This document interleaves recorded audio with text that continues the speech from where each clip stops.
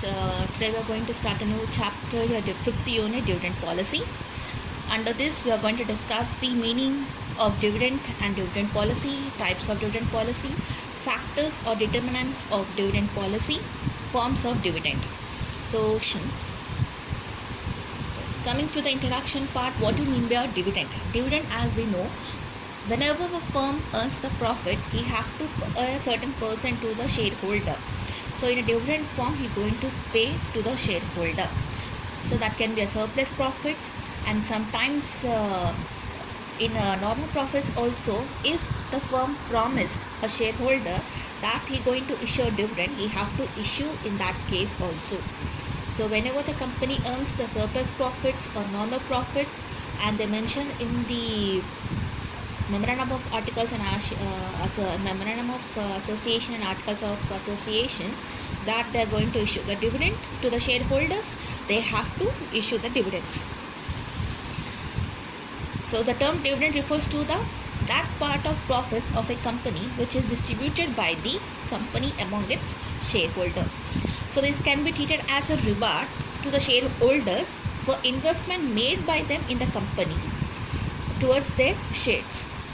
So the investors are interested in earning the maximum return on the investment and maximize their wealth. So why this dividend being issued by company means here to attract the shareholders.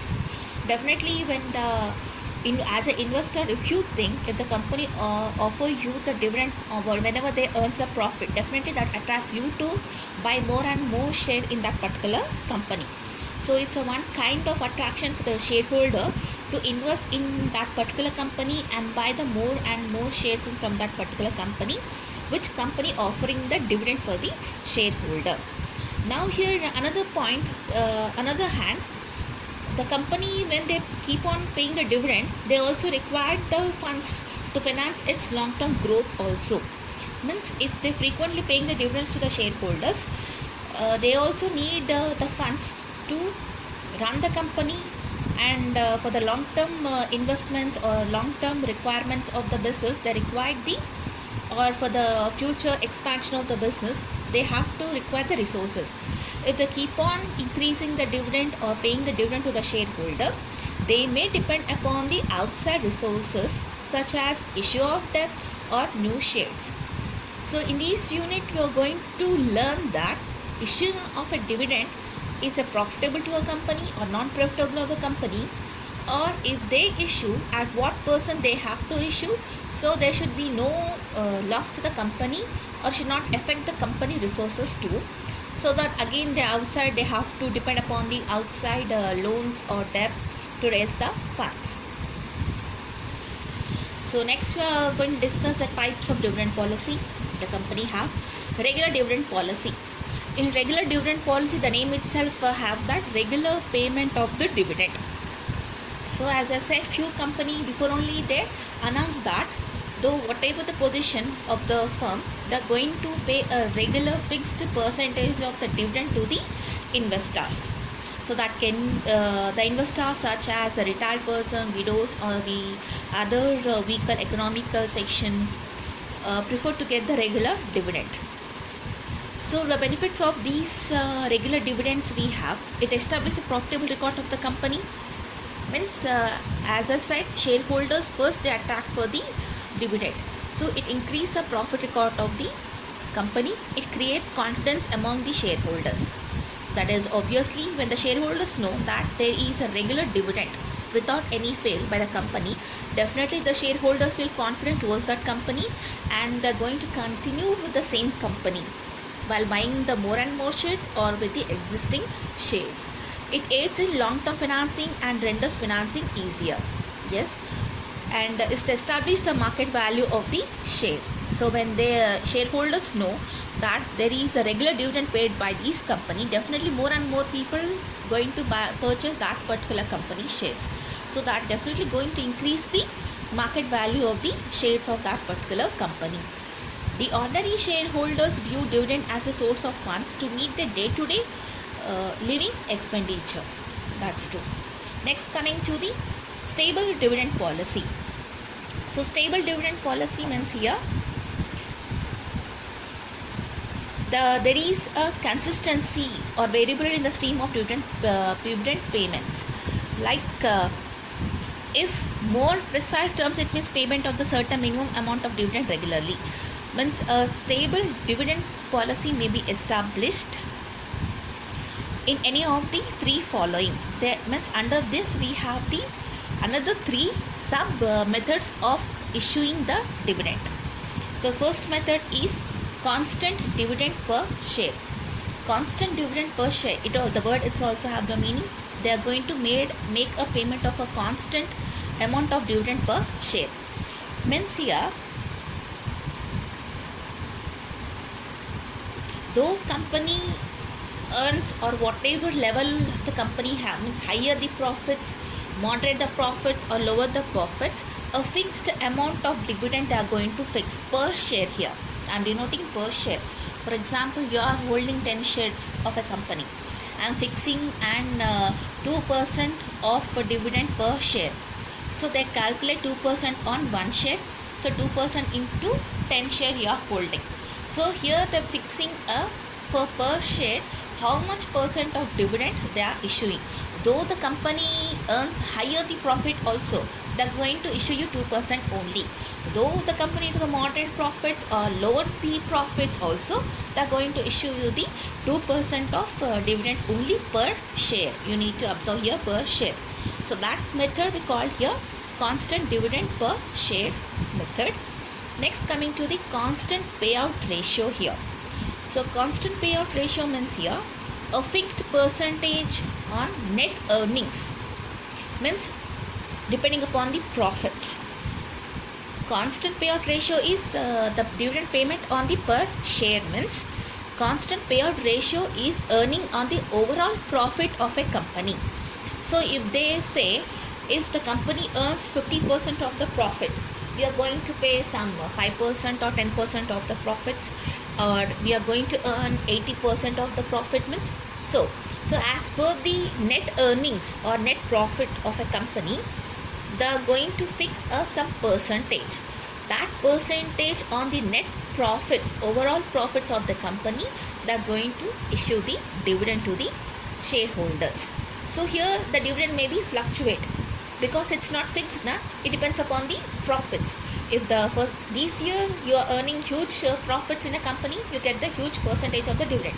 Next year the company is into the moderate profits, moderate percent of the dividend you are going to get.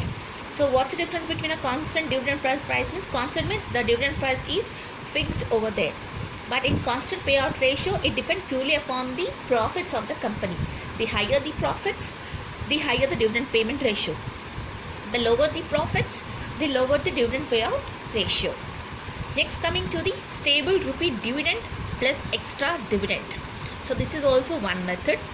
Means here some company follow paying a constant low dividend and increase the per share value in the years of high profits. For example, initially my company is not running in a profit. At this moment I'll give you the lower rate of the dividend. As my company is going in the market and my share value increasing in the market, I increase the dividend percentage and also automatically share value is also increasing. So that we called as the stable rupee dividend plus extra dividend. And a few firms, what they do, they promise to the shareholders that fixed percent of dividend they are going to pay to the shareholder. But if the company is into the losses or not into the super profit or into the moderate profits, that particular year they are going to skip the dividend payment. But next year when they are doing the very good business, very good earning of the profits, they are going to pay last year and the current year both the dividends together. So this is also come under the mutual understanding between a shareholder and the company. So this concept also comes under this method. So next coming to the irregular dividend policy. As the word itself means, the irregular means the company is not paying the regular dividend payment to the shareholders. So when the company is not able to pay dividends to the shareholder, definitely when there is an uncertainty of earning of the company, unsuccessful business operations, lack of liquid resources, fear of adverse effects of regular dividends on the financial standing of a company. At these reasons, they are not able to make the payment of the dividend to the shareholders. Next, coming to the no dividend policy at all. Yes, few companies they are going to run that they are not going to issue any dividend to the shareholders. There are few companies exist in the market too. And for these such company, the share value will be very higher because there is no dividend to the shareholders. And another reason why here you may get doubt, when there is no dividend, the shareholders may cannot accept investors will not invest in that particular company. As I said previously, for any investor, they aim for what? Earning the dividend. So which company offers you the more the dividend, investors get attracted over there. But in this case, what happens? Some investors, dividend dividend is high taxable. So some investors, how they think means, though they earning the dividend on a particular share, they have to pay obviously taxes to the government, whatever dividend they are earning. So instead, if you go option with no dividend policy, at least the share value going to increase. So when the share value increases, the tax value decreases, means compared to the dividend. There also they have to pay tax, but comparatively earning dividend and paying tax on dividend will be higher than the earning on a shares. So few investors think in this way, and they only choose the company which is not offering dividend at all, so that the share value keep on increasing and they can reduce the payment of the tax. Next, coming to the conservative dividend policy. So conservative dividend policy means here, conservative dividend policy means a policy under which a company retains a large part of profits to finance future expansion and growth. Means conservative means somewhat the reserves, you can say. Whatever profits the company is earning, they are going to keep a huge portion aside as a reserve without issuing. Or you can say retains means asking again the shareholder to invest back into the company for the expansion and for the development of a company. Again here it distributes neither no profits or only a small portion of profits to its shareholders. So in this case, what happened? The company can have an economical source of finance. Means they no need to depend upon the outside institution for raising the funds or issue the debt or go for the outside person as a loan. Because whatever they are earning, they're keeping a portion aside large for the future benefit of the company only. And though they are issuing the dividend to the shareholders, they are asking the shareholders to retain that back. Means reinvest into the company itself only, so that they can earn on that amount also. So when they are doing retention also, the shareholders share value also will increase. So here the shareholders also don't have any problem to retain the amount back into the company, because again the same more shares being added to their existing shares. Okay. Next, coming to the liberal dividend policy. Liberal dividend policy is just opposite to your conservative. Means in conservative they are going to keep a reserve, protective all the funds. But in liberal they are going to pay in a larger amount of the profit, more and more amount of the dividend to the shareholders. A higher payout ratio being followed in these type of the dividend policy. Why? Means this is to attract the shareholders and more people to gather into the company to purchase the company shares and increase the company share value and the business. So few companies follow this method, few companies follow the other method. It depends upon their type of business, they follow the method. Thank you. So next we are going to discuss the factors determinants of dividend policy. Means what are the factors determined to issue the dividend for a company. Legal restrictions and magnitude and trend of earnings, design and types of shareholders, nature of industry, age of the company, future financial requirements, government economic policy, taxation policy, inflation, control objectives, requirements of institutional investors, stability of dividends, liquid resources. This so these are the factors which going to influence the issue of a dividend for a company.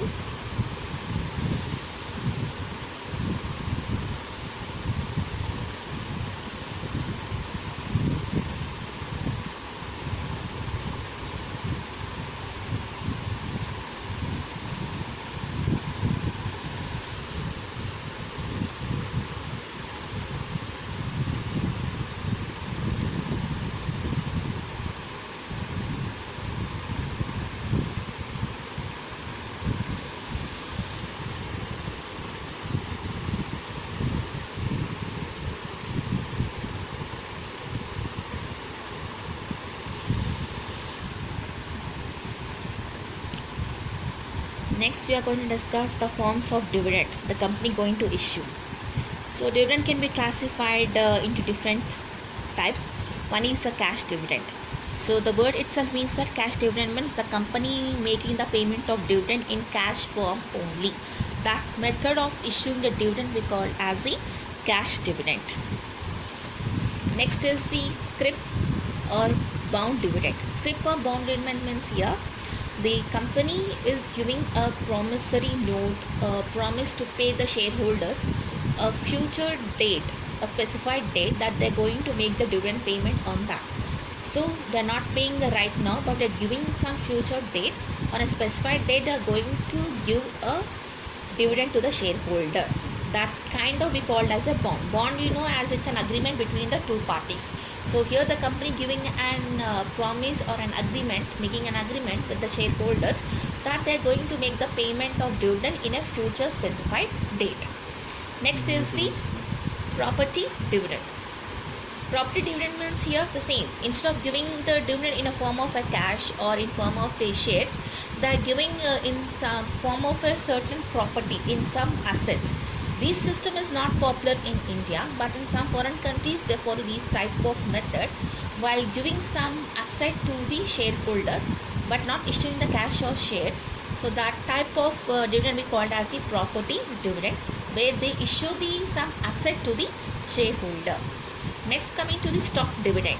Stock dividend means here, apart from the cash, apart from the property, they are issuing additional shares as a dividend to the shareholders. That we call as the bonus shares. So instead of giving the cash, instead of giving the bond, instead of giving the property to the shareholder, they give the extra shares in a form of a dividend to the shareholders.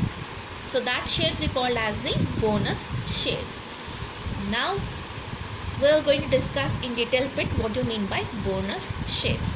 A bonus share is neither in the cash form nor fully in the share form. Sometimes they may issue as a cash form, sometimes they issue completely in the shares forms. Means some extra shares giving to the shareholders in the form of the share, in the form of the dividend to the shareholders. So whenever the company earns more profits or super profits, they are going to issue the bonus shares to the existing shareholders. Now these bonus share we can call a premium or a gift or a stock or an extra dividend paid to the shareholders in a joint stock company from their surplus profits.